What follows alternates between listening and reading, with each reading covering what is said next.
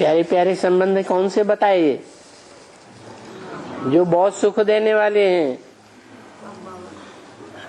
अम्मा बहुत सुख देती है और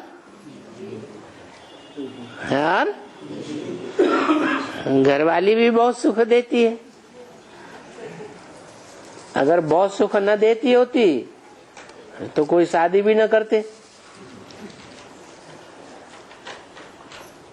तो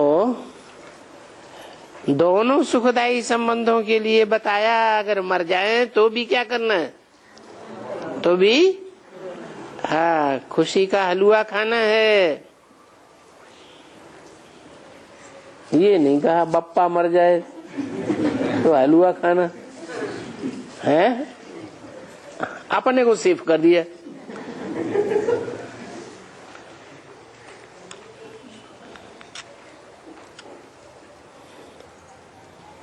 क्यों?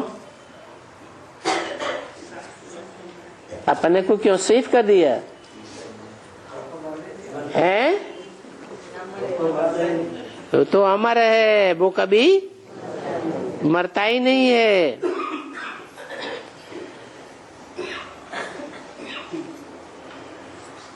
कभी रोने की बात नहीं है, कुछ भी हो जावे, क्योंकि जो कुछ भी होगा वर्षा तो फिर भी बाप से ही मिलेगा। कौन सा वर्षा? सुख और शांति का, बेहद का वर्षा बेहद के बाप से ही मिलेगा। जबकि हमको, तुमको, जिसको भी चाहिए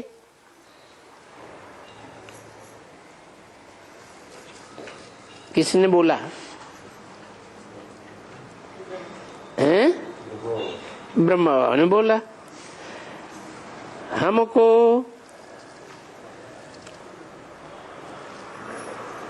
तुमको, तुमको किसको बोला है?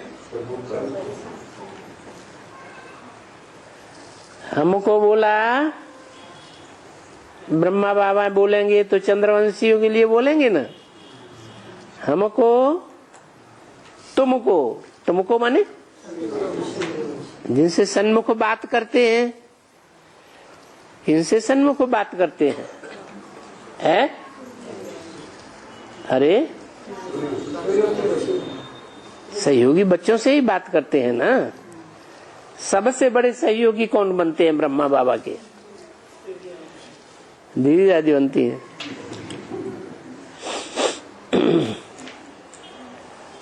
दीदी दादी ने सहयोगी बन करके उनका पद नीचा कराई दिया या ऊंचा बनाई दिया? कैसे है? नहीं, उनके सामने से वो हम नहीं। उनके सामने दीदी दादियां जो थी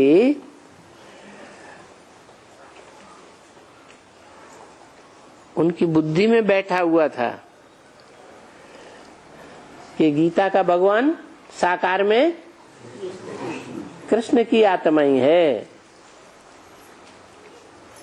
माना ब्रह्मा बाबा ही गीता का भगवान है। और मुरली बोलती कि गीता का भगवान कृष्ण नहीं है। तो ये बात दीदी दादियों की बुद्धि में कभी नहीं आई। अच्छा, मम्मा की बुद्धि में आई होगी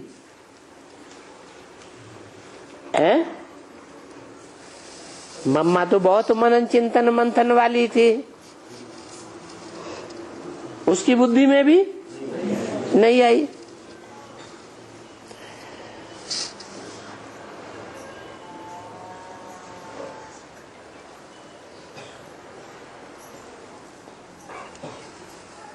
कि बाबा जो वर्षा देने की बात करते हैं वो इसी जन्म में वर्षा देने की बात करते हैं या अगले जन्म में वर्षा देने की बात करते हैं? इसी जन्म में वर्षा देने की बात करते। और ब्रह्मा को भी ये बात बुद्धि में बैठी थी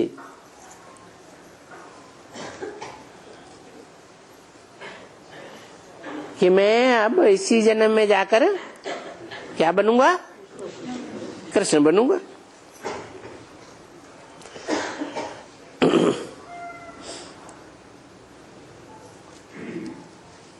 लेकिन ये बात बुद्धि में नहीं थी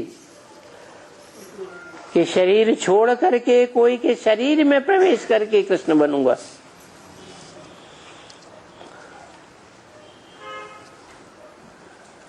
पार्ट शरीरधारी आत्मा बजाती है या प्रवेश करने वाली आत्मा पार्ट बजाती है? मान्यता किसकी होती है? शरीरधारी की मान्यता होती है। तो ये बात उनकी बुद्धि में भी कभी नहीं आई।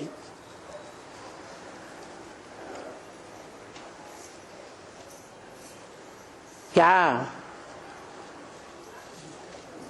कि हम डायरेक्ट सूर्य के बच्चे नहीं हैं।